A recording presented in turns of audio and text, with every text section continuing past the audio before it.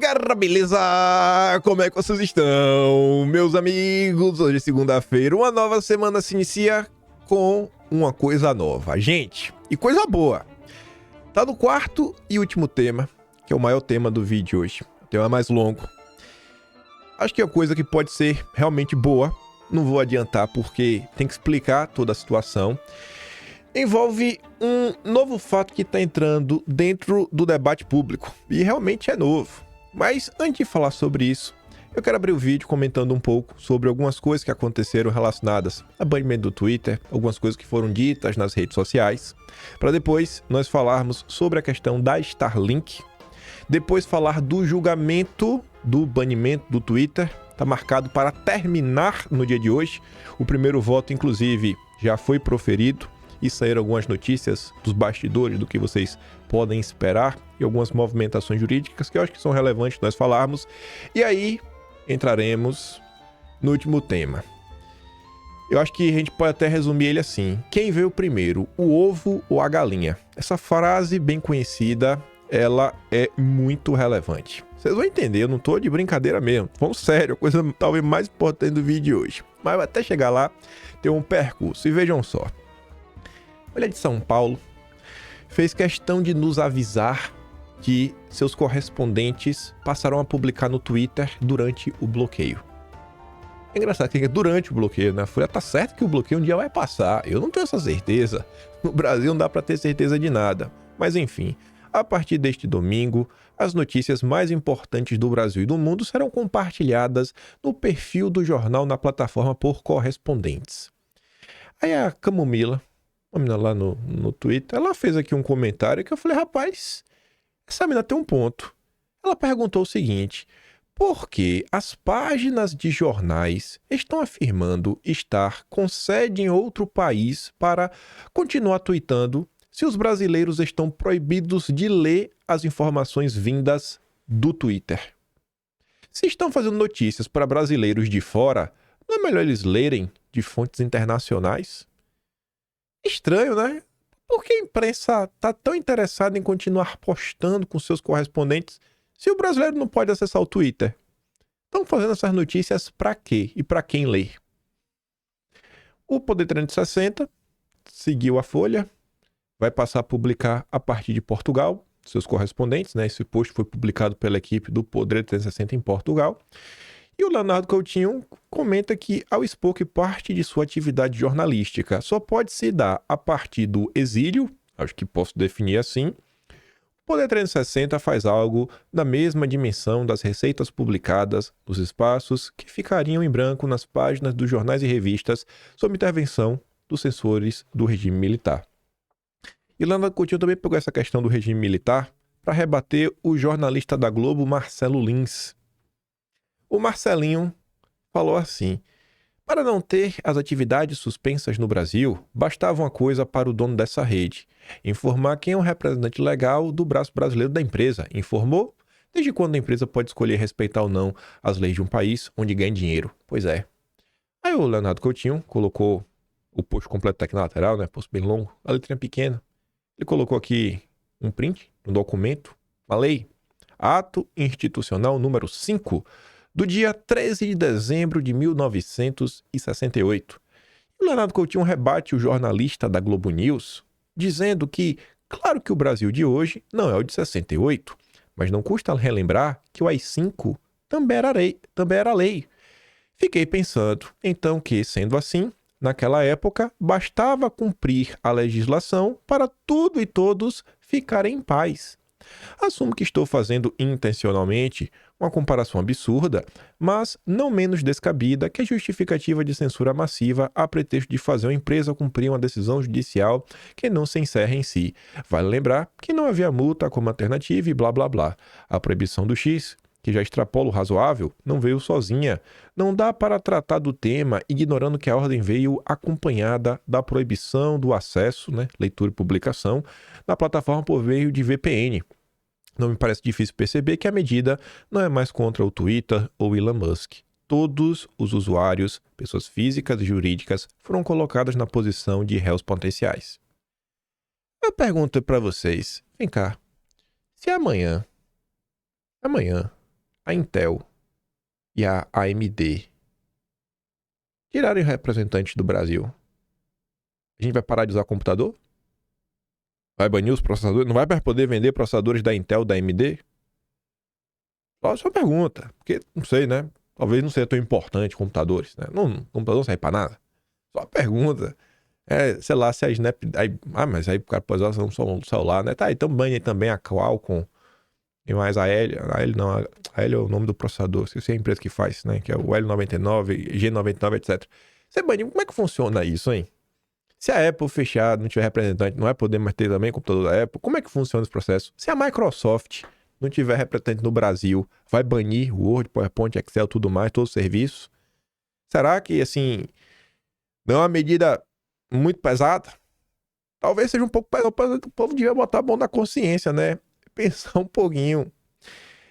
Aí, para mostrar para vocês algumas coisas, enquanto as pessoas da direita fazem esse tipo de indagação, né? Ali a Camomila, Leonardo Coutinho, você tem aqui a esquerdista, Bic Muller. Por favor, ministro, notifique logo minha operadora de bairro. Eu não aguento mais entrar aqui só pelo hábito e ver o que isso se tornou. Retire meu Twitter de mim. Não tenho força de vontade sozinha. Aí a Bianca faz uma piada, né? Por favor, ministro, me censure logo. Não tenho força de vontade para ir deletar minha conta sozinha. Agora essa aqui é pior. Essa tá com um boné do MST, né? Essa aí não esconde o lado dela. Meu tio bolsonarista baixou o VPN e eu e meus primos ligamos para ele dizendo que detectamos o uso de VPN, que em 24 horas ele será levado pela Polícia Federal.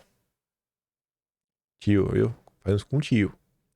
Aí o Rafael fala, rapaz, se você tinha dúvidas como seria viver na Alemanha muitos anos atrás, né? Basta lembrar que existiam pessoas como a Laura Sabino. Em uma sociedade sadia, esse tipo de atitude seria considerada deletéria, mas, pelo jeito, mais de 2.000 pessoas concordam com ela, porque ela teve mais de 2.000 likes na rede dos petistas. O povo concorda, o povo acha que isso é importante, tem que fazer isso mesmo. E esse aqui, o repórter Renato não para.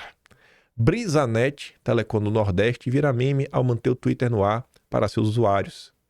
E o Rafael Glau pergunta, né, rapaz, esse cara aí tá quase de X9, né? Tá quase um X9, né? Veladamente apontando o dedo para que o regime tem que punir. Não sei se por conta dessas postagens e de notícias como essa, mais uma vez a Luísa Marluso. Eita, que essa menina gosta de perseguir, hein, Luísa? Críticas em inglês e até pedido de impeachment. Políticos desafiam o ministro e descumpre bloqueio. Já botou, ó, o Nicolas, o Flávio Bolsonaro. Então, já pode se preparar, vai vir a multa ó, desse tamanho. A Globo não vai dar paz pra vocês. A Luísa tá empenhada. Deve ser prima do Guilherme Amado. Só pode. Aí eu não sei se foi por causa dessas postagens que o Moro postou, mas não foi ele. Foi um correspondente. Governador da República pelo Paraná tem imunidade material por opiniões, palavras e votos. Essa parte da Constituição está em pleno vigor. Se entender que foi revogado suspensa, que me avisem primeiro. Continuarei assim, postando minhas opiniões, inclusive as críticas, como sempre sem ofensas pessoais. Nessa rede constitui um importante instrumento do mandato e meio de comunicação com os paranaenses e com a comunidade internacional. PS. Até que a decisão seja revista por sua ilegalidade e desproporcionalidade, pedi um amigo nos Estados Unidos para postar a partir de lá na minha rede. Se a imprensa pode usar correspondentes, eu posso usar meus amigos no exterior. Esse daqui, gente, é aquele tipo de post que eu me pergunto, pra que fazer isso daqui? Sabe, pra que? Assim, pra que, cara? O cara é senador da República, faz um post que não fala nada com nada, mas no final dele... Não, é o amigo meu que tá postando, né? Tô copiando a imprensa. Na verdade, eu coloquei isso daqui, não foi nem pegar no pé do Moro. Eu já não gosto muito dele, mas não foi nem pegar. É pra introduzir, na verdade, essa notícia aqui. Agora de manhã, 4 da manhã, e aqui me parece algo meio sério, saiu essa nota da Bela Megali. Os apelos para Valdemar sobre o ato pró-impeachment. Um magistrado do Supremo relatou à coluna a Bela Megali que emitiu recados desaconselhando Valdemar a comparecer no ato. Parte dos governadores que estiveram na manifestação em torno do Capitão em fevereiro não comparecerá. O Caiado é um desses, e o Zema e o Cláudio Castro ainda não confirmaram presença, e não deve ir. Aí junte, né, a questão do Moro, tem coisas às vezes que não, sabe, às vezes não adianta, tem coisas que não adianta ter ficado calado. Junto com essa nota que eu fiquei meio assim, né, por que um ministro da corte iria falar pro Valdemar, não vá? E aí junte com isso daqui, ó, veja como são as coisas. Se tem um assunto que até o momento, eu ainda não vi discordâncias, é a questão da Starlink. O Twitter, você vê que o próprio Marcelo da Globo News, cara, só ter cumprido a lei, tava tudo certo, não quis cumprir, vai ter que fechar. Então tem gente que tem posições diferentes. Tem gente que acha que é justo, tem gente que acha que a decisão não precisava ser tão dura, né? Não precisava ser tão pesada. Ficou nessa, né? Meio assim, até onde vai? Então ainda tá um tema meio que tem divergências. Agora, a questão da Starlink, você vê que é um negócio meio que unânime. Você vê que a Globo criticou, você vê que os jornalistas da Globo criticaram, Folha de São Paulo e Estadão, o Arthur Lira falou sobre isso no evento da XP, o Luciano Huck falou sobre isso no evento do Grupo Esfera. Outro empresário, que é o sócio da China, um boliviano, falou sobre isso. Quando o Lula falou, ele foi aplaudido. Um dos maiores gestores do mundo, que é o Bill Ackerman, falou sobre isso. Tá no tema da Starlink lá na frente. Saiu na imprensa. Então todo mundo falou sobre isso. Você vê que é um tema que, cara, ele tem um certo clamor. Pô, é complicado. E muita gente usa naquele mesmo exemplo. Olha, imagine se a gente fizesse isso no Brasil, punisse a Ambev por conta da Americanas. Aí todo mundo ficou meio assim, né? Aí, olha essa postagem do Renato. Ele colocou ali a notícia agora de maio. Fé no Brasil. O Brasil foi o segundo principal destino de investimento estrangeiro em 2023, revela a OCDE. A tão renomada e respeitada OCDE está fazendo de conta que não está vendo as últimas decisões jurídicas no Brasil? Seria muito interessante se algum deputado federal fizesse uma consulta à organização para que esta se manifestasse a respeito do atual risco para os grandes fundos de investimento internacionais que operam no Brasil. Afinal de contas, segundo a matéria do próprio governo federal, o Brasil foi o segundo destino desses recursos no mundo. E por que eu quis trazer isso daqui já no início do vídeo, só para colocar? Eu tô vendo na rede social aquele filme da Sessão da Tarde, né, que você já viu várias vezes. Eu não acho, gente, que ajude em nada xingamentos. E tem xingamentos. Ei, fulano, vá tomar naquele lugar. Eu não acho que essa postagem é bacana. O Monark fez uma postagem dessa, tem mais de 32 mil curtidas. Eu não acho que esse tipo de postagem ajude em nada. Eu já vi o Roberto Jefferson fazer isso muitas vezes. Outros grupos deram muito errado. Não acho que por aí resolve. Vai ter o dia 7. O pessoal tá convocando. Não sei o que o pessoal tá planejando pro dia 7. O que eu sei é o seguinte. Desde 2020... as pessoas estão, pô, tá meio ruim, vamos aqui, se reclama, às vezes sobe o tom, aí depois vem uma retaliação muito mais pesada, o pessoal sobe mais o tom, mas depois bate uma tristeza bem profunda. Eu entendo que alguma coisa, assim, que as pessoas querem fazer alguma coisa, mas nesse de fazer alguma coisa, não faça como o Moro, sabe? Na ânsia de falar alguma coisa, faz um tweet daquele. Na ânsia de falar uma coisa, faz um tweet daquele. Por exemplo, você falar, pô, o que o OCDE tá achando dessa decisão da Starlink? Brasil, isso abala ou não a questão da segurança jurídica no Brasil? Porque pare e pense o seguinte. Enquanto só a direita reclama, que é o cenário que vem se repetindo desde 2020, a gente não teve muitos avanços. Eu acho que se você conseguir trazer demandas que ecoam no coração de outros setores, talvez você possa ter um desfecho um pouco diferente. E como eu acho que todo mundo quer ver a coisa dar um próximo passo, eu convido todo mundo a... Cara, não xinga. Cara, xingar não resolve, gente. Xingar acho que só atrapalha, tira a razão. Mas eu acho que fazer um questionamento bem ponderado, perguntar o que a CVM acha, porque talvez, sei lá, é da CVM. Esse tipo de decisão causa algum impacto no mercado de capitais? Tentar cutucar, ver se consegue uma nota da CVM, cutucar, né, o que a Febraban acha sobre isso. Eu acho que são pessoas entidades que têm um CNPJ, né, entidades que falam o nome da entidade, que tem um peso com seus comentários. E tentar ver, para conseguir acalmar um pouquinho as coisas no Brasil. Eu sigo meio pra essa linha sempre, né? Tentar obter algum avanço mínimo que seja. Nem que seja assim, voltar pro mesmo estágio que já estava antes. Porque eu não quero ver as coisas no Brasil piorando. Pior, porque segue piorando. Então, deixa aí, em especial, xingamentos. Não entrem nessa. Xingar não é bacana, gente. Xingar é ruim. Xingar se vira contra, você perde a razão. Não é por aí.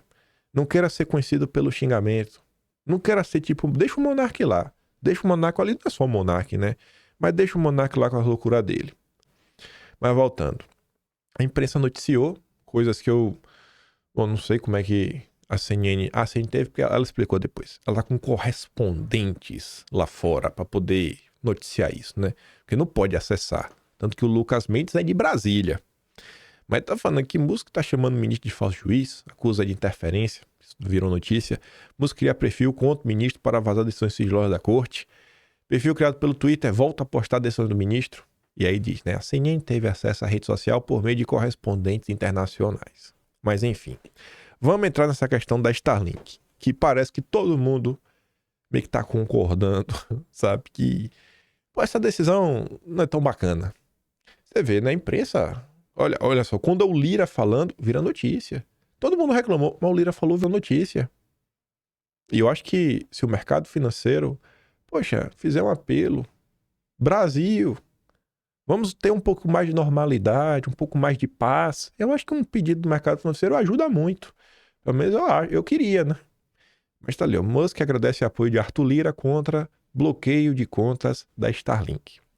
Aí, para falar sobre isso, notícia aqui também, né? A gente trouxe ontem em primeira mão. Olha a importância do Twitter.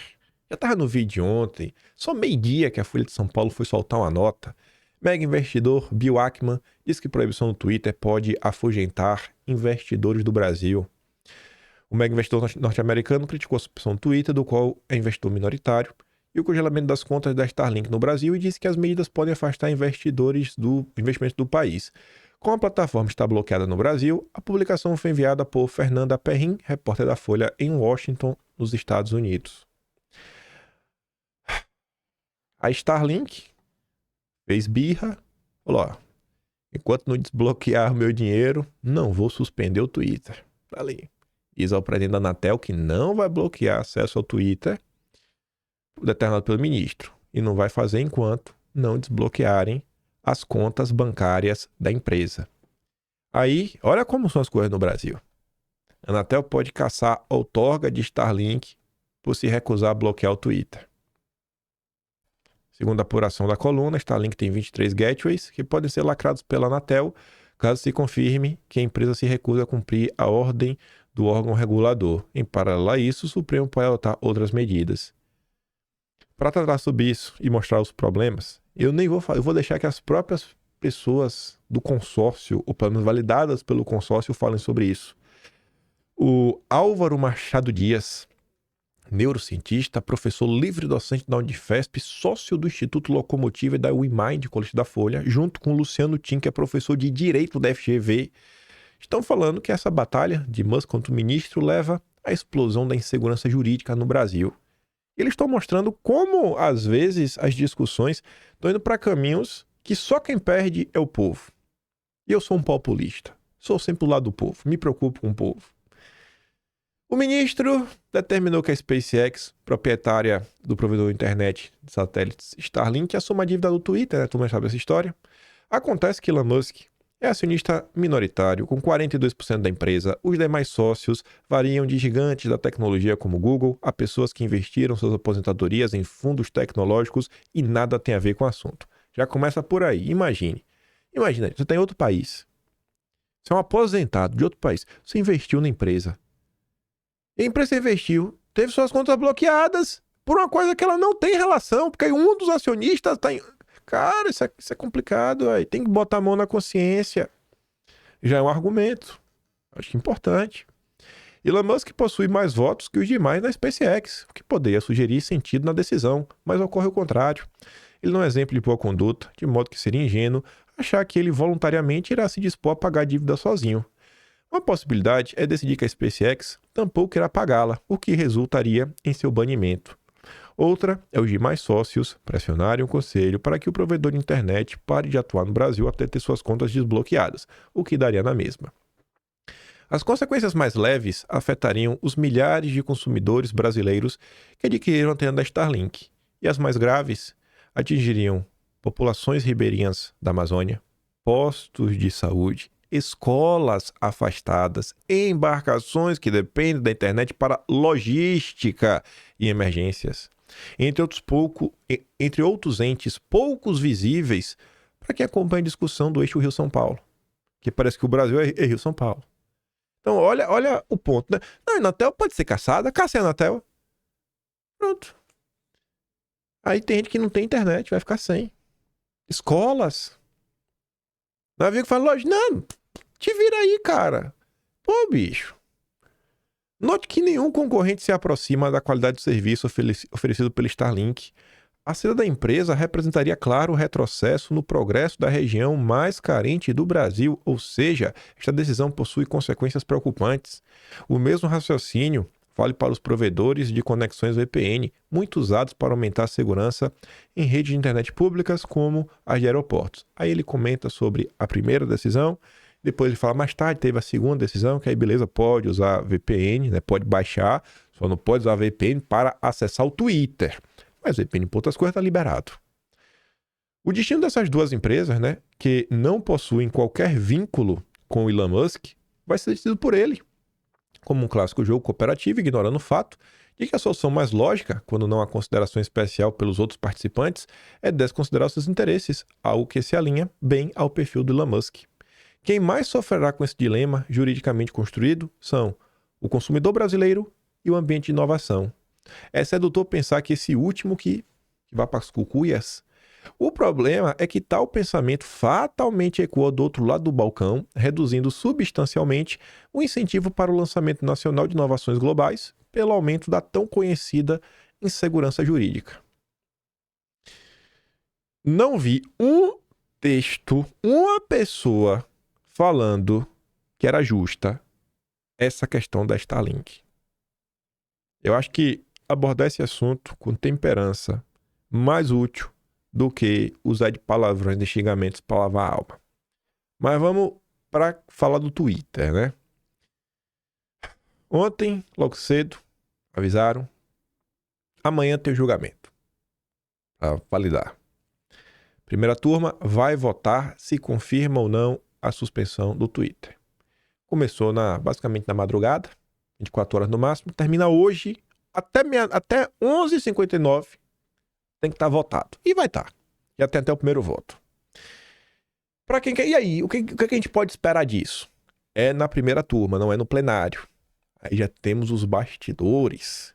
Essa alumina aqui, a Luísa Martins, ela começou a trabalhar sem não tem muito tempo, não. E ela vem se mostrando uma pessoa que tem os bastidores do judiciário. Então, se você se interessa por esse tema, uma pessoa é para estar lendo sempre. Tá ali, né? Bloqueio do Twitter. Primeira turma tende a manter decisão do ministro. E aí vai trazendo... Cada jornalista trouxe uma informaçãozinha nova sobre o julgamento.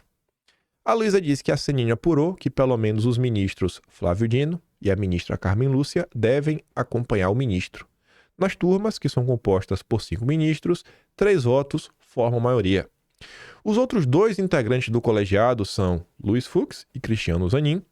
Nos bastidores, ninguém crava quais serão seus posicionamentos, mas não se descarta um julgamento unânime, 5-0. Aí olha o que ela disse.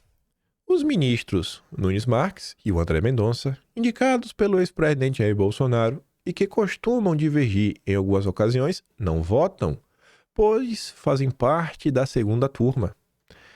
O ministro poderia ter levado o caso ao plenário, em que o quórum de 11 ministros é completo, mas optou por submeter sua decisão a referendo da primeira turma, que tem a competência criminal para o caso. Segundo interlocutores do ministro, quem afirma isso é a Luísa, foi a forma que ele encontrou de seguir o regimento interno da corte e, ao mesmo tempo, garantir a manutenção de sua decisão, considerando que Carmen Dino tem manifestado publicamente em defesa do método do ministro. Aí o Lauro Garden, eita, caí, trouxe um pouco mais de informações. Esse treteiro, tanto que ele foi rebatido, recebeu uma atualização, né? Ao enviar para a primeira turma, ele evitou debates no plenário.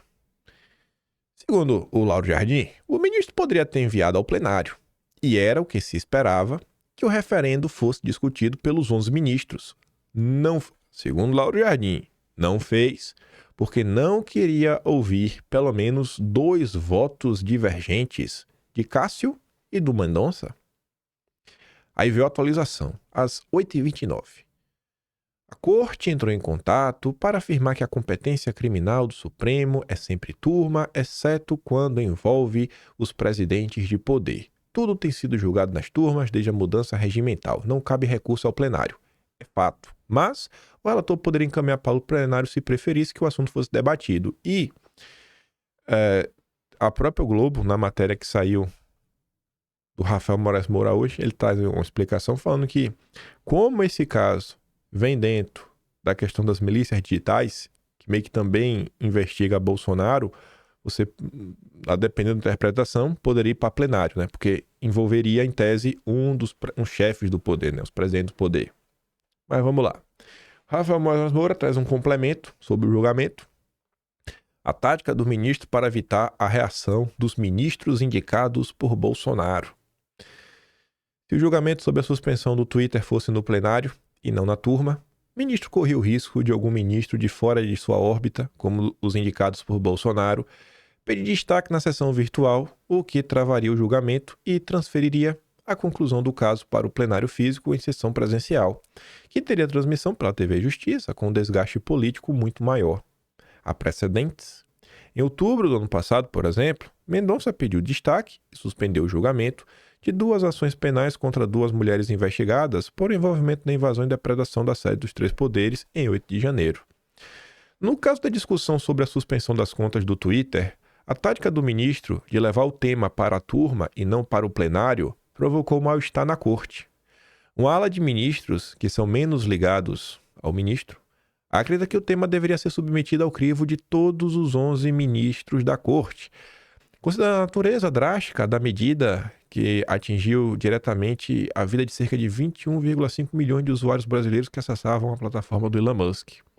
Além disso, acreditam que, diante do recrudescimento dos ataques de Musk e de setores da direita, a corte como um todo, o endosso do plenário da decisão do ministro, e não apenas de um órgão com 5 ministros como a turma, emitiria um sinal mais forte em defesa da imagem do tribunal, segundo auxiliares ouvidos reservadamente pela equipe da coluna. E já temos o primeiro voto, que é do próprio ministro, e ele votou para manter o Twitter suspenso. E tá ali, né? Até às 4h40 da madrugada, só um único voto. Ao longo do dia, terão os outros, mas a tendência é que a decisão seja mantida. Deixando aqui na frente desse texto aqui no Merval, só para voltar ali atrás. Às vezes, eu acho que a direita fica presa na estética. A galera tava reclamando que Bolsonaro... Fale alguma coisa, a gente comentou, né? Fala alguma coisa, Bolsonaro, fala alguma coisa. Bolsonaro falou. Na primeira oportunidade que ele teve, ele foi lá e falou. Foi suficiente Bolsonaro falar no comício? Não. Pô, mas saiu matéria em todos os portais de imprensa. É o suficiente? Não. Pô, mas Bolsonaro também postou no Instagram, postou no Telegram, postou nas outras redes. É suficiente? Não. Ontem Bolsonaro estava sendo atacado, chamado de frouxo, covarde, etc, tudo mais, porque ele não está postando no Twitter. Ele tem que mostrar que ele é um transgressor. Se ele não fizer isso, ele não presta. Aí eu pergunto pra vocês, de coração, cara, respira 10 segundos. O que muda se Bolsonaro faz um tweet? De coração, vai mudar alguma coisa? Aquele tweet do Moro mudou alguma coisa?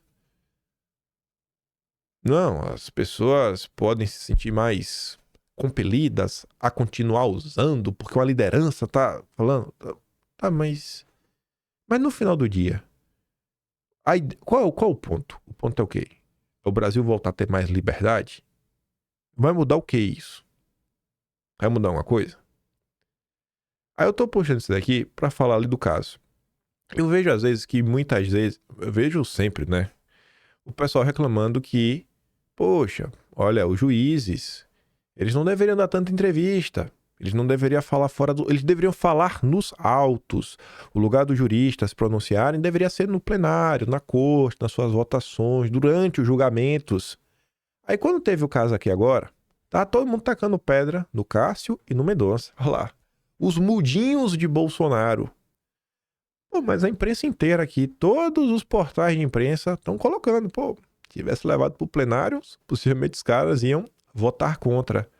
Então, só ponderem isso. Eu não tô defendendo o Cássio Mendonça falando que eles são nota 10, perfeitos, nunca erraram, meu Deus, temos que venerá-los. Eu não tô falando isso. Eu tô falando, não perca o argumento que vocês têm. Porque se você reclama quando algum ministro vai lá e dá entrevista, fala uma coisa ou outra, e você fala, não, tem que falar nos autos, você não pode cobrar que o Mendonça e o Cássio façam isso. Porque ficaria bem hipócrita esse tipo de cobrança. Então, cara, gente, pensem muito bem em qualquer tipo de coisa. Não fique preso na estética. Não fique preso em lavar a alma. Sabe? Tente olhar a situação na sua complexidade. Nada na política é simples. Nada. Não existe assunto na política simples. Não existe um assunto na política que não tenha as suas nuances. Sabe? Muito pior do que deixar de falar algo é votar contra o que você não acredita. Aí sim. Quando o cara vota contrário ao que você acredita, aí você tem que reclamar. Reclamar muito. Às vezes a gente bate palma para um monte de deputado, lacra, mas na hora dele exercer o mandato dele de deputado, participar das comissões, obstruir pauta, apresentar emendas, destaque, trazer o conteúdo das comissões para o público, pedindo ajuda. Galera, olha o projeto de lei que está passando. Às vezes a galera não manda tão bem. A direita ela tem que largar um pouquinho, sabe, o cenário estético e começar a olhar o cenário prático. Nossa, cara, o que é que realmente está acontecendo? É isso aqui, ó. É isso daqui. Tem gente que às vezes não tem o dom da oratória, mas trabalha doidado. Foquem nisso. Eu não tô falando que o Mendonça trabalha doidado não, viu? Muito menos o Cássio. Só não percam esse argumento. Porque lá na frente, se eles começarem a falar, aí que você realmente vai poder reclamar dos outros juízes que estão falando demais. Mas vamos cá. Merval Pereira puxa aí uma série de críticas. Isso aqui é mais uma crítica, faz mais uma análise. Mas vendo do Merval, tem um peso meio que extra, porque o Merval, além da posição de destaque dentro da Globo, você ter sido chefe de redação, o Merval é presidente da Academia Brasileira de Letras. E o Merval tá falando, né, perdendo a razão. Eu achei bem curioso, ó, perdendo a razão. Falo assim, cara, tá passando de um ponto que tá começando a ficar meio ruim. Que tá ficando difícil de defender. Isso é perder a razão. Aí o Merval diz, né, que mais uma vez deu um passo maior que as pernas. Ao determinar a instituição no Twitter. E aí colocou o Brasil ao lado. Coreia do Norte, China, Irã, Mianmar, Rússia, Turcomenistão. Só os brabos, né? Companhias nada honrosas. Mais de 20 milhões de brasileiros deixaram de usar o Twitter por determinação da corte. E o que não fala bem da nossa mais alta corte, abrindo brecha para que as acusações de bolsonaristas e correlatos ganhem ares de verdade. O ministro, que atribui a todas as suas decisões o dom de defender a democracia, esquece-se que a liberdade de expressão é a base dos direitos humanos numa democracia. Toma decisões de maneira voluntarista, sem avaliar suas consequências, tanto que teve que voltar atrás da tentativa de impedir que brasileiros usassem VPN, instrumento tecnológico indispensável a diversos cidadãos para entretenimento ou trabalho profissional. Além do mais, é ridículo tentar anular o VPN ou ameaçar multar quem ousa usá-lo para acessar o Twitter, pois tecnicamente não é viável. Apesar de ter razão ao exigir um representante legal da empresa de Musk, o ministro excedeu-se nessa contenda pessoal com o dono do Twitter, cobrar da Starlink, empresa de satélite de Musk que atua no Brasil, as multas do Twitter é um absurdo jurídico. Todo mundo reclamou disso. Permitindo apenas porque no país o Supremo há anos amplia o entendimento da legislação quando lhe convém. Chamar Starlink e o Twitter de organização econômica de fato, o que permitiria essa manobra é mais uma ampliação da interpretação jurídica que coloca os cidadãos em uma insegurança jurídica. Ainda mais quando não há a quem apelar contra a corte. Colegas do ministro estão pedindo que ele leve a plenário a sua decisão liminar no caso, como se isso fosse ampliar o direito de defesa do Elon Musk. Mas essa obsessão de proteger o tribunal dos ataques oposicionistas faz com que qualquer decisão contrária ao relator de todos os processos seja vista como uma traição ao espírito de corpo ou uma traição à democracia. Num clima desses, virtualmente ninguém, tem chances de vencer uma ação contestatória. Não importa que os juízes da corte tenham tido uma atuação rigorosa e eficiente no combate à tentativa de golpe. Na punição aos presos, perdeu-se a capacidade de equilíbrio. Medidas emergenciais como tirar do ar blogs que tiveram atuação antidemocrática continuaram a ser mantidas. Punir o que foi publicado é uma coisa, segundo critérios legais. Mantê-los fora do ar eternamente é censura prévia, perseguição política. Não é preciso concordar com os acusados para defender a liberdade de expressão. Aí depois ele reclama, né? Pô, é difícil conter essa turma, né? Quer incendiar tudo, é gritaria, blá, blá, blá, fazer. Cara, como é que eles vão se comportar, né? Essa turma não tem jeito. Confesso que fiquei assustado quando li anos atrás um artigo do jornal de peso nos Estados Unidos que o autor escreve que, se pudesse, dava na cara do presidente. Pois é, o Merval devia ter colocado assim, ó, eu confesso que eu fiquei chocado quando o Hélio Schwartzman escreveu na Folha de São Paulo, porque eu torço para que Bolsonaro perca a sua própria vida. Ele podia ter ficado chocado aí, né, Merval? Hoje, aqui no Brasil, o sujeito estaria preso. Lá, no máximo, houve quem reprovasse sua linguagem, mesmo se eventualmente tivesse a mesma vontade.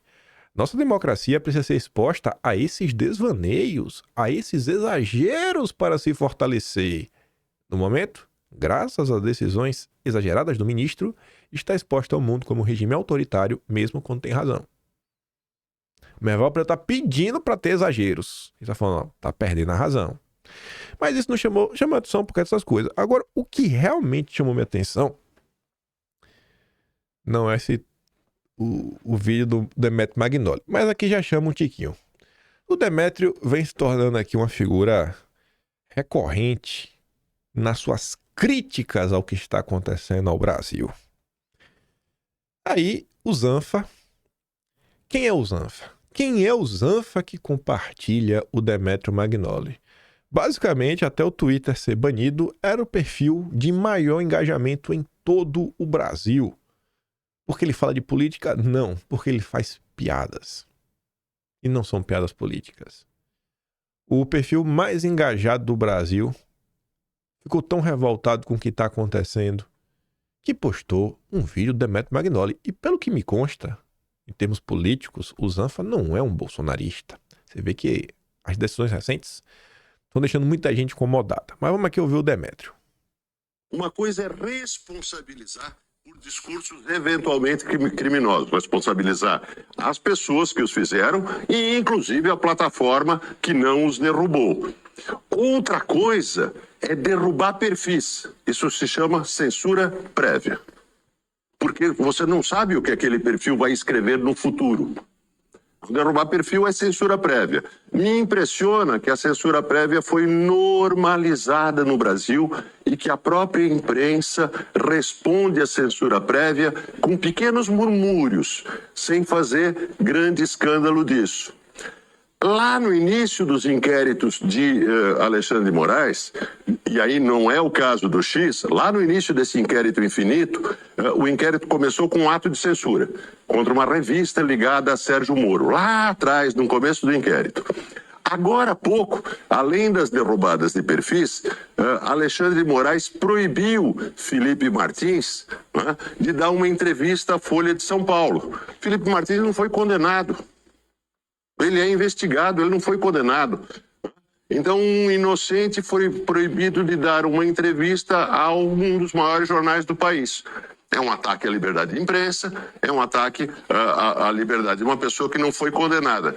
mas há apenas murmúrios, porque se normalizou isso. O Brasil adora um xerife vingador, como antes adorou Sérgio Moro, que viola a lei para fazer supostamente o bem. Palavras duras do Demetrio Magnoli. Mas aqui que tá a parte mais interessante de todo o debate público, de tudo que eu li nos últimos dias. Nada mais interessante que esse editorial da Folha e a nota que saiu da Lígia, que fala algo na mesma linha. E você já vai entender. Se liga. Ops. Tá funcionando. Inquéritos sigilosos são a origem do desequilíbrio. Pô, peraí. Gente, essa manchete aqui já ainda não é a parte mais interessante. Mas isso daqui já chamou minha atenção. Porque, olha pro Brasil. Vocês acompanham o que acontece. O que é que sempre foi colocado na mesa? Que tudo que acontece é para proteger a democracia. Então, assim, ó, se você tá fazendo algo que as pessoas reclamam, mas para proteger a democracia, é porque tem algo criando o problema da democracia. Ou seja, a ação dura é a consequência. A causa, o que é a causa? É quem tá tretando com a democracia. Quando você vê essa manchete e o que tá ao longo do texto, talvez não seja isso. A Folha de São Paulo coloca: os inquéritos são a origem. A estrepitosa decisão do ministro de suspender o acesso ao Twitter, se for avaliada em si mesma, merece reparos pela desproporcionalidade de algumas medidas, embora a insistência da empresa em descumprir ordens judiciais não pudesse passar sem sanção. Eu vou ler a nota inteira, sem tirar nada. Aí a Folha começa reclamando do Elon Musk. O Elon Musk, deliberadamente, empurrou o magistrado para essa situação, não porque o empresário seja paladino das liberdades, ele é um conhecido aliado da ditadura chinesa, blá, blá, blá, blá, blá. Apontar a farsa sustentada por Musk, no entanto, não serve para justificar todas as medidas tomadas pelo ministro. Há aspectos abusivos no rol das deliberações, como o de sequestrar contas de uma empresa não implicada na desobediência à provedora Starlink somente porque Musk é um dos seus acionistas. Felizmente, o próprio ministro recuou de outra arbitrariedade, a de banir a oferta de aplicativos VPN que protegem redes privadas de acessos não autorizados. Seria também punir firmas e pessoas sem ligação com a desobediência do Twitter, apenas porque o VPN pode ser usado para acessar furtivamente a rede social. Para que os pontos frágeis da decisão possam ser criticados e corrigidos, seria urgente que os 11 integrantes do Supremo deliberassem sobre ela. O ministro relator preferiu, no entanto, submetê-la ao crivo da primeira turma, onde atuam 5 ministros. O incidente sobre o Twitter, vale ressaltar, é apenas sintoma do desequilíbrio original, que foi a corte se autoconceder poderes extraordinários mal delimitados e incompatíveis entre si, a título de combater ameaças extremistas contra o tribunal. A anomalia dos inquéritos completou 5 anos. Por meio desse mecanismo esdrúxulo, cidadãos diversos têm sido atingidos em seus direitos de se expressar pelas decisões que derrubam contas em plataformas digitais e de ir e vir com anulação de passaportes. As medidas de força ocorrem em surdina, pois as ordens monocráticas são secretas e as pessoas atingidas não têm acesso a elas para exercer o seu direito de defesa. Até hoje, ninguém além do ministro sabe exatamente quantos cidadãos foram alvejados, nem as alegações de cada ação restritiva. Em boa hora, o presidente da corte, o ministro Luiz Roberto Barroso, assina a conclusão do inquérito das fake news, a partir da avaliação do PGR, que poderá fazer denúncia baseadas no material ou solicitar o arquivamento das apurações. O exemplo brasileiro ressalta a sapiência dos idealizadores do moderno Estado Democrático de Direito. Entregar alguém, mesmo que bem intencionado, poderes de mais e controle de menos, é dar margem a abusos. O editorial, do início até o fim, critica Elon Musk, faz isso, mas você vê que ele tá naquela. Quem veio primeiro? O ovo ou a galinha? O ovo ou a galinha? Ovo ou a galinha? O que é que veio primeiro? O ovo ou a galinha? Isso para você pode não fazer sentido, mas eu te explico aqui agora. Vejam só. Se a gente começar a levar essa discussão para a mesa, porque essa discussão nunca foi colocada na mesa. Imagine você colocar essa discussão na mesa, começar a se questionar. Vem cá, cara. Essa ação aqui que vocês estão reclamando, ou que vocês estão acusando, ela é o ovo ou a galinha? Quem que veio primeiro? Quem que veio primeiro essa decisão? Vamos começar, porque a Folha de São Paulo, não, aqui para conter a democracia. Não, peraí. O inquérito começou por causa da matéria da Cruz OR. Assim, por mais que a Folha não precisou aquilo, com o início do inquérito, a Folha está trazendo essa discussão. Pela primeira vez na história, eu leio a imprensa todo santo dia. Eu nunca vi ninguém colocar em xeque o que veio primeiro. Quem é causa e quem é consequência. Eu acho que se essa discussão se aprofundar, causa e consequência, no cenário que nós estamos vivendo, num cenário onde, mostrei para vocês no vídeo de anteontem, pessoas que não suportam o bolsonarismo falando, cara, eu voto até no Carlos Bolsonaro. Eu voto até no Carlos Bolsonaro. Ontem teve um cara que deu RT num tweet falando o seguinte, ele falou assim, ó, cara, eu não tô nem aí, eu vou começar a seguir o Constantino e até o Kim Paim, até resolver essa situação. Cara, tamo junto. Depois a gente discute no argumento e no voto. Mas agora é momento de união. A gente tá no momento que você tá vendo que pessoas que não são tidas como bolsonaristas estão se colocando abertas. Imagine se você, nesse momento que o cara tá de abertura, nesse momento que o cara está tentando entender a sua dor, você traz essa questão. E aí, cara, o ovo ou a galinha? Porque é literalmente contar a tua história.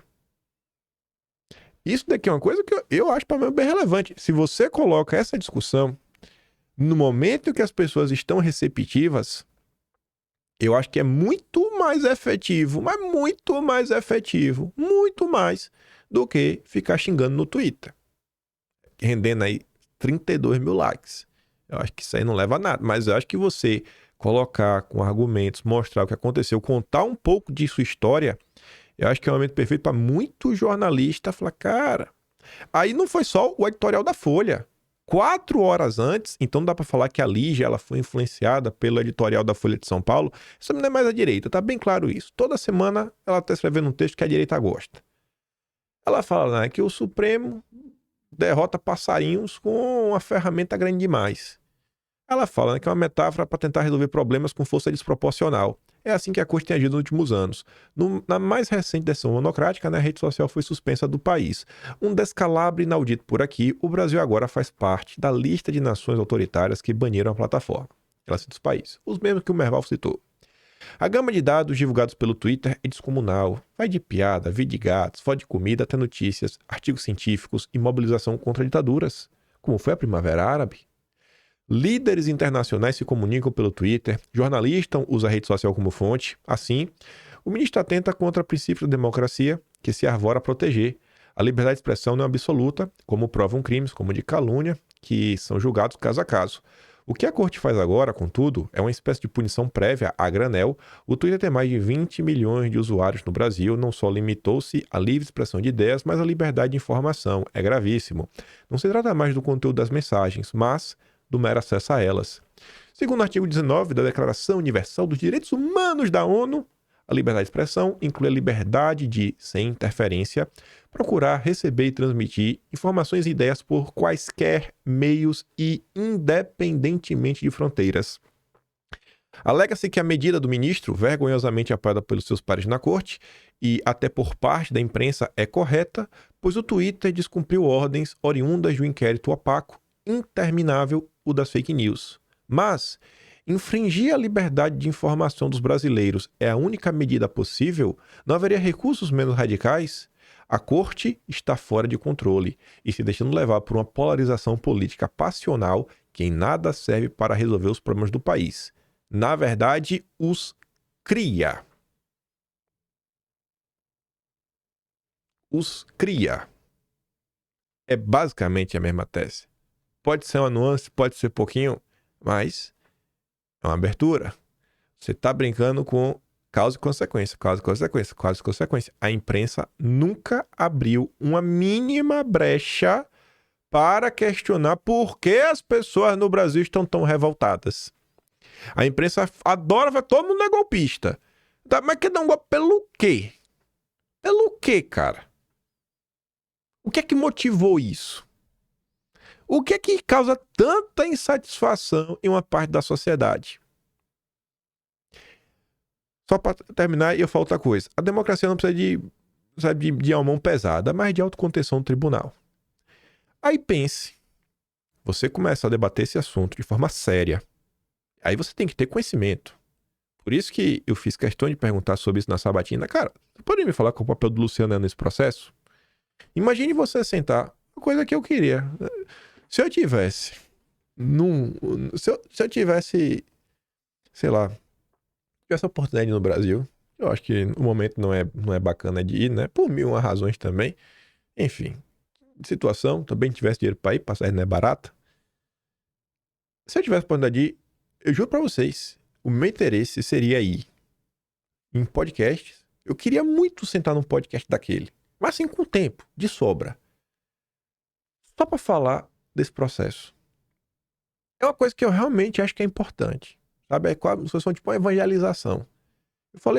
Eu falei assim, ó, muitos anos, por mais de um ano, que um homem me perguntou, você iria no Pânico? Eu falei, mas lógico que eu iria. E eu falava, prometo a você, no dia que eu for no Pânico, vou para tentar contar parte da história de como chegamos até aqui. É uma participação rápida, né? A primeira vez foi até longo, foi meia hora. Mas pô, naquela meia hora, se você voltar lá, na minha primeira participação no Pânico, eu falo do MBL, falo do Ayan, falo do Gentili, dei pra falar rapidinho e tentar colocar, né, uma pulguinha atrás da orelha. Opa, talvez aconteceu alguma coisa aí, pra essa turma tá tão chateada e pra gente tá vivendo o caos que a gente tá vivendo hoje. Eu acho que assim, esse momento do Twitter, eu vejo que tem muita gente sensibilizada. Acho que é o momento de contar a história, cara. Mostrar assim, olha, gente, poxa, o pessoal tá chateado porque rolou isso, rolou aquilo outro, pá. Então, vamos aqui ver o processo. Porque eu acho que se você mudar o entendimento de algumas pessoas, talvez você queira bater alguma resistência. Aí, que tem outra coisa que eu queria falar. Imagine agora, se o inquérito chega ao fim. Eu realmente acho, posso estar muito errado, mas eu acho que vai ter muita gente que, no inquérito, que não vai ter denúncia. Eu acho que fala, não, investigamos aqui, não vai ter nada. Aí imagine, se a gente já está fomentando o debate público, fomentando não, a gente está contando nossa história, você vê que as pessoas ficaram receptivas, alguns jornalistas ficaram assim de olho, e aí o inquérito chega ao final e vê, poxa, aquela pessoa que foi acusada, poxa, escreveu uma nota sobre a Bárbara, falando que ela era isso, aquilo outro, e no final, pô, a Bárbara é inocente, né? Às vezes a consciência pesa. Às vezes a consciência pesa e a direita começa a ganhar espaço, validação, não é espaço, começa a ganhar validação nas próprias matérias da imprensa. Essa parada aí de causa e consequência, ovo a galinha, contar a história, eu não acho que é bobagem. Tô falando sério. Pode parecer talvez pouco aí. Tô falando, cara, tu tá achando que isso é coisa? Eu leio a imprensa todo santo dia. É só abrir aqui o vídeo, procurar o dia que eu não gravei, o dia que eu vi que eu tô gravando a notícia do dia. Não é vídeo pré-gravado. O tom tá mudando. Tá mudando. E de falar de tom mudar, falar que tom mudando também na esquerda, isso aí também não é novidade. A gente tá falando disso também, ó. Antes do governo Lula começar. Ruizão, do PCO, compartilhou o editorial do Estadão, do dia 31, na escala autoritária da corte. Aí ele fala o seguinte, como é a vida? Quase 90% de acordo com o editorial do Estadão, mas entenda-se, é a voz da burguesia preocupada com a estabilidade do regime. Estão certos do ponto de vista deles. Só a esquerda pequeno burguesa que não vê nada. Olha essa frase final. Só a esquerda pequena burguesa que não vê nada. É o Rui fazendo uma crítica à esquerda. A esquerda tá dormindo. A esquerda não tá percebendo o que tá acontecendo. Será? Aí o mesmo Rui, posta isso daqui, ó. O PT falando de pós-verdade. Nenhum argumento racional terá efeito racional em um homem que não quer adotar uma atitude racional. Karl Popper. Gente, Karl Popper é o guru do Soros. Não é brincadeira, o próprio Rui confirma. O PT adota um novo guru, ultra-reacionário Karl Popper, ídolo do Soros, maior golpista fora dos governos imperialistas. Você vê que o clima, sabe, tá assim, ó, aquela pulguinha atrás da orelha. O Rui tá assim, tem alguma coisa errada no PT. Ele sabe o que tem de errado, né? Mas essa crítica não é só dele. Eu não vou... Tem coisa... Eu adoro mostrar tudo. Eu adoro falar o que eu não posso provar. Eu odeio falar o que eu não posso provar. Eu recebi DM de jornalista do consórcio, do nada, pra falar que nunca pensei que eu estaria concordando com o seu grupo político. Não foi só um não, viu? Posso provar? Não vou ficar mostrando quem me recebeu. Juro pra vocês. Aquela pulguinha assim, parece que tem algo errado acontecendo. Você pode acreditar em mim ou não. Mais de um, porque ele assim, mas pai, quem diria, hein? Quem diria? Tá bom. Vida que segue. Gente, eu sei falar o nome, eu acho que todo mundo vai saber quem é. Aí, nessa mesma coisa de ter uma pulga atrás da orelha, e aí o que eu tô falando dessa questão de causa ou consequência, fomentar um debate mais maduro, com argumentos contando nossa história, o Pondé, ele subiu bastante o tom nos últimos tempos. E o Pondé apoiou o Lula publicamente a partir de 2021, declarando o voto. 2021. Não foi de última hora 2022, desde 2021. Aí o Pondé escreve um texto confuso, que eu dou até minha cabeça para ler, mas a tese dele é basicamente, cara, tem algo estranho acontecendo. Tem algo estranho acontecendo. Pelo menos o que se diz ser de esquerda, essa esquerda tá estranha. Requiem verde para a democracia. Ele vai falar de agenda verde para falar que tem algo estranho na questão do Twitter. Uma das grandes mentiras do nosso debate público em política hoje é o confesso amor à democracia. Só prezamos a democracia quando o povo vota em quem votamos. Se não, há uma crise grave na democracia. Derrubar o Twitter é a prova que, às vezes, quem fala que defende a democracia, na verdade, só quer transformar no seu clubinho de fãs o fim da picada. Uma humilhação, um juiz faz o que quer e não há ninguém de bem no poder que possa detê-lo. Tenho certeza que em alguns séculos, nossos descendentes se perguntarão, afinal, qual seria a razão de tanto discurso meloso acerca desse falso amor quando obviamente ele não existe? Ou melhor, esse amor, aliás, como todo amor, é condicionado por premissas prévias. As acusações à direita de que os conservadores são antidemocráticos são largamente conhecidas. Muitos deles cristãos reacionários ou seculares mais resolvidos. Essa acusação está ficando batida. Mas, se faz necessário trazer à luz também as insatisfações da esquerda com relação à democracia liberal. Vale a pena lembrar que já desde o século XIX, figuras como Marx, Lenin, já no século XX, consideravam a democracia um regime a serviço dos interesses da burguesia.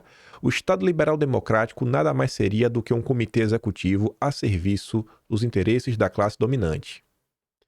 Aí, olha o que o Rui Costa Pimenta falou, né? A esquerda pequena burguesa. Depois ele falou, olha que o novo guru do PT. Olha o novo guru do PT. E o cara que tá falando, vamos aqui analisar a esquerda. Para a esquerda, a democracia liberal, né? Você defender a democracia é você defender a classe dominante. E quem defende a democracia hoje? A esquerda. Por quê? Porque ela é o establishment. O Pondé, ele tá para ter uma coisa estranha. E ele vai deixar isso claro. A conversão da esquerda à democracia é posterior. Isso é tanto incerta, né? Só que minha questão é mais estrutural. Vamos trabalhar com um exemplo bem didático. Vamos analisar a questão da agenda verde, questão do clima e a legitimidade institucional dos seus órgãos decisórios e acordos multilaterais, as suas COPs. Na verdade, essa legitimidade passa pelo Estado Nacional e sua soberania popular limitada. É que aqui a porca torce o rabo. Olha o que ele está falando. Eu gosto dessa linha de raciocínio, porque eu uso isso. Tem assunto que eu não sou especialista. Mas, analisando algumas coisas, você vê que tem algo errado. O que é que está errado? Não sei, mas tem algo errado. Deixe para o especialista a discussão do clima. Conheço a epistemologia, a teoria da ciência, o bastante para saber que alguns aspectos fora do cinturão racional se misturam aos aspectos racionais ou determinados pelo método científico enquanto tal. Basta ver a contaminação do tema pela polarização para ver esses aspectos fora do cinturão racional em operação. A questão do clima não é apenas científica, ela é política, ideológica e de mercado. Profissionais do debate público apostam na questão do clima como seu nicho no comércio das ideias, como se dizia no século XIX, diríamos como sua fatia de mercado. Opções de carreira, de sociabilidade entre os pares, de pertencimento a instituições que atribuem credibilidade a esses profissionais estão em toda parte, para o olhar treinado em sociologia do mercado intelectual. É fácil se perceber o conflito entre o investimento político e de carreira na questão do clima e no seu aparato institucional multilateral internacional de soberania incerta e o confesso amor à democracia liberal limitada à soberania nacional e o conflito é estrutural. Esse descompasso trai, se o profissional do mercado das ideias em questão for de esquerda, o conflito de tornar as políticas do clima legítimas sob o modo de operação da soberania na democracia liberal. E é este descompasso que traz à luz os limites do amor esquerda contemporânea à democracia, e com isso ela retorna ao berço da esquerda histórica ao duvidar do valor político das democracias liberais. Nas democracias liberais, há de se dar atenção à opinião popular na competição por votos, e nesse sentido os políticos estão preocupados em agradar o povo que pode estar longe de crer na questão do clima. As políticas do clima pensam o tempo numa escala muito mais longa do que os mandatos na democracia liberal. A pergunta que surge no coração da esquerda verde é: o clima pode esperar o tempo político das democracias? Suspeito que não. O problema é que os defensores da agenda do clima não podem se deixar confundir com golpistas. E, portanto, são obrigados a mentir sobre o que pensam. A democracia liberal nacional deve ceder sua soberania a alguma forma de governo global de tecnocratas do clima e daí tocam em segredo seu requiem para a democracia. Extremamente confuso esse texto, do meio pro fim. Eu li umas 3 vezes, aí depois entendi. Ele tá falando do Twitter, ele puxa para a questão do clima. Ele falou, no clima, tem a galera que, cara, se cria um mercado, uma fatia de mercado, o cara defende, não porque o clima é importante isso, porque garante emprego, garante espaço, garante validação. Olha, o especialista, pra ele não ser chamado de golpista, né? Pega a questão do Twitter. São jornalistas da Globo. Ele defende, ele fala, porque só assim ele vai estar apto a entrar naquela fatia de mercado dos grandes jornalistas do consórcio. É isso que ele está colocando na mesa. Muita gente falando da questão, não, a soberania nacional, o Elon Musk não respeita, etc, tudo mais. Ele está falando exatamente isso. Para não ser chamado de golpista, nem de negacionista climático. A galera baixa a cabeça para os tecnocratas da questão do clima e abre mão de sua soberania. Aqui pode abrir mão da soberania. Aqui pode.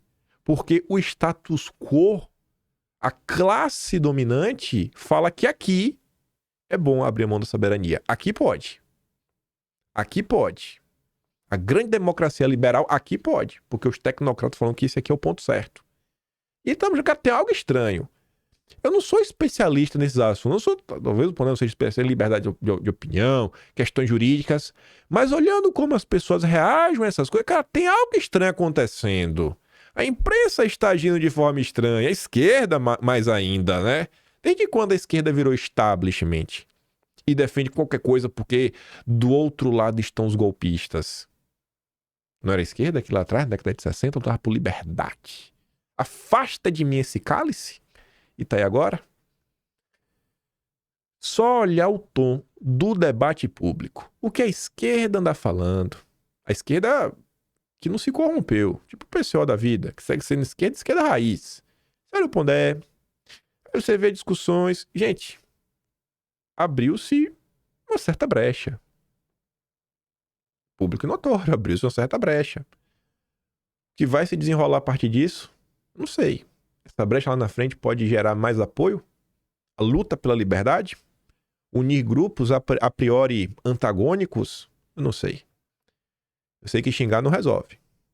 E eu acho que conhecer a sua história, saber contar, porque, sei lá, você não tá tão errado quanto acham, eu acho que isso é bem importante. Eu acho que o momento, ele é assim, cara, convidativo. E eu deixo até assim, né? Se você quiser ler, tá no Atlas. Se você não quiser ler no Atlas, se você quiser ver em formato de vídeo, assista ao episódio 1500, por exemplo. Esse é o site de número. Se fala bastante. Tem muita coisa no episódio 1500. Muita coisa assim, bem relevante. Pelo menos ali de 2019 até maio de 2020. De maio de 2020 em diante, aí vai ter outros episódios aí que você vai vendo umas besteirinhas aqui, uma besteirinha lá, pra você saber contar algumas coisas que rolaram. Por hoje é isso. Vou mandar o vídeo do Demetrio Magnoli lá no Telegram. Link tá aqui na descrição. Se der, né? Vote em mim no iBest. Só dá pra botar uma vez. Já voltou. Muito obrigado. O primeiro link da descrição. Quem sabe levamos o bicampeonato. E é isso, né? Se gosta de mim, eu sempre falo. Passar no meu canal, tem um Tony Valeu, tem um Pedro na descrição e tem um Atlas brasileiro, onde estamos registrando tudo isso. Fechei o de agosto já. Deu 9 temas, com 64 subtemas, assim, colocando total. Enfim, muita coisa. Vamos para mais um Atlas. Dia 15, tá publicado de julho. E deixa aquele grande beijo, abraço, tamo juntos. Valeu, meus amigos. Fui!